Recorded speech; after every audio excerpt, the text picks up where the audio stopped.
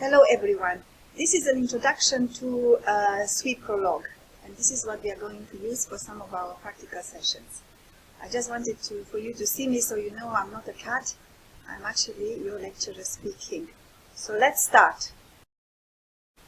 The first thing to do is to install Swi-Prolog.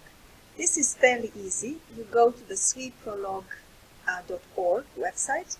There is a download section. You go to that page and you select the version that you want. So you want the stable release. So within the stable release, you download the file that corresponds to your machine. The installation is pretty straightforward. You really don't need to be shown how to do that. Okay. After you install this, you will have the Swi-Prolog installed on your machine, and you can work with the given interface. Now, the given interface is just the terminal based at the moment. However, you can integrate Swi-Prolog with other programming languages. So you can integrate these with a web application. You can also have some libraries for machine learning, and you can integrate with Python as well and Java. After you install it, you should be able to find the app on your computer. And when you launch it, you're going to see a little window just like this. You can maybe make this a little bit bigger so you can see what you're doing. So there are some settings that you can set for your page, yeah? Okay, so what shall we do now? For this particular, for a beginner, the best thing to do is to use the resource that I gave you. So if you go to the G drive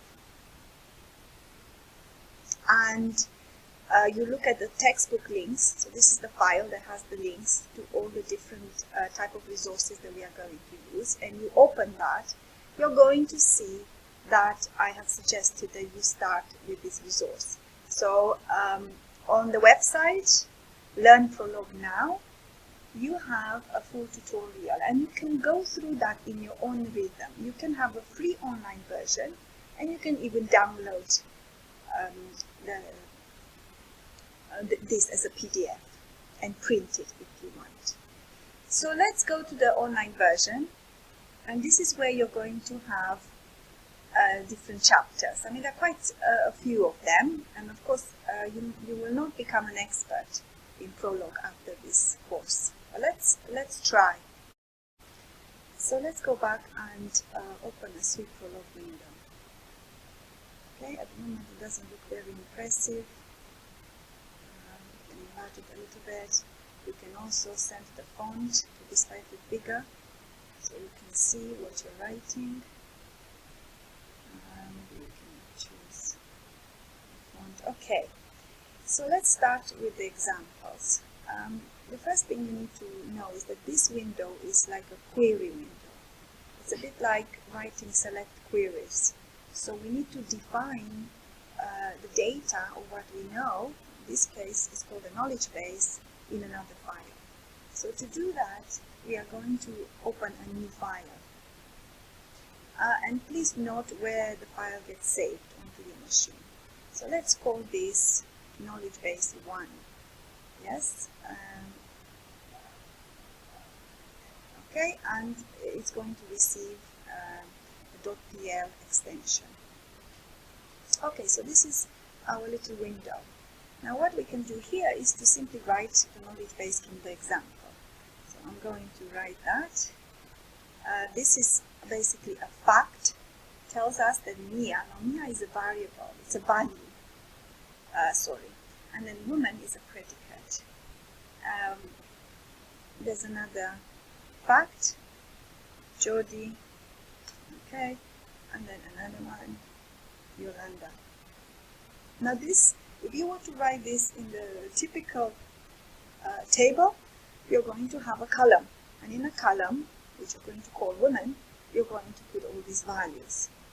Okay, another predicate is play, plays, let's write properly, plays air guitar. Okay, Jody. Okay, and then party is a predicate, doesn't have any variable. So this tells us that Jody plays guitar. Now, if you were to do this in a table, you probably have a value 1. So you can have a row, and across Jody on the column about playing guitar, you can put a value yes or no, or 1 or 0, whatever you want. So let's save this one. Okay, and you need to compile. So I'm going to do make. Now when you do make, you're going to see that there's some, okay, maybe in this case, let's look at the window. So if it's compiled successfully, I should be able to write queries. So this is me asking, is this true? That okay, so it's not been, so I think we should compile first. So it's compiled, and then it's, I hope I'm working on the same, in the right window. So let's have a look here. Why is it? Yeah, so it's been compiled, right? So first you should compile, and then you should make.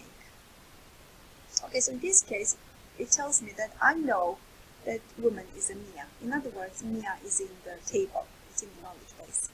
I can check whether Jody is a woman. And yes, Jody is a woman. Let's say I check if Impazzo is a woman.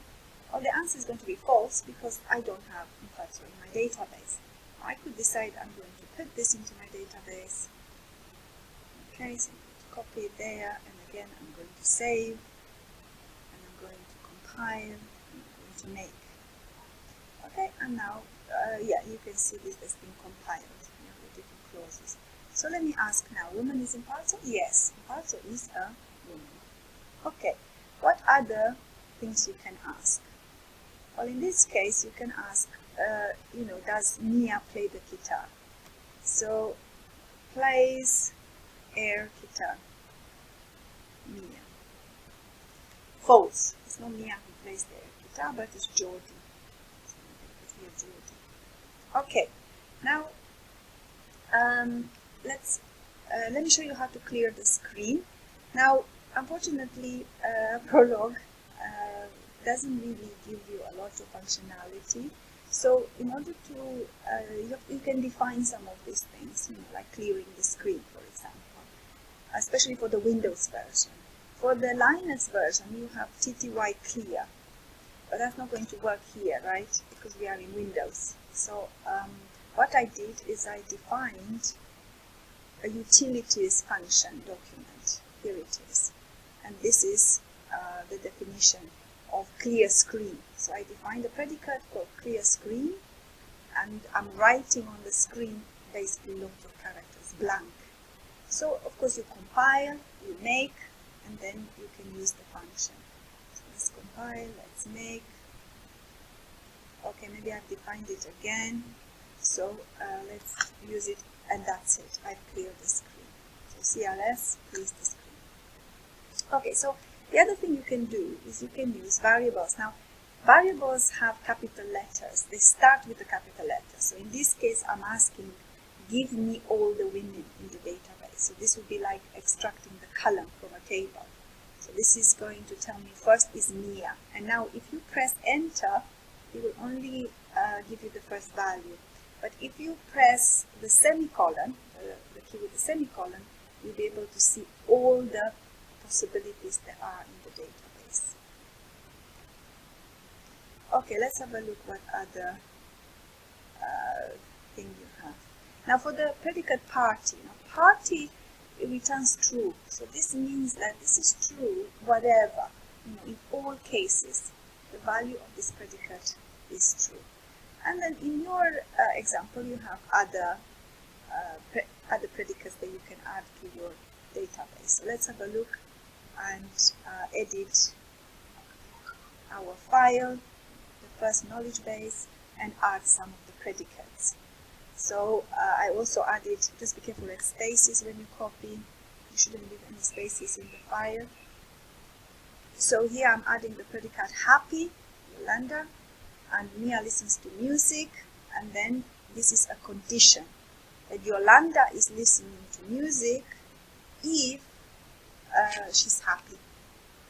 Okay, and then Mia is playing guitar if she listens to music, and Yolanda plays the guitar again if she listens to music.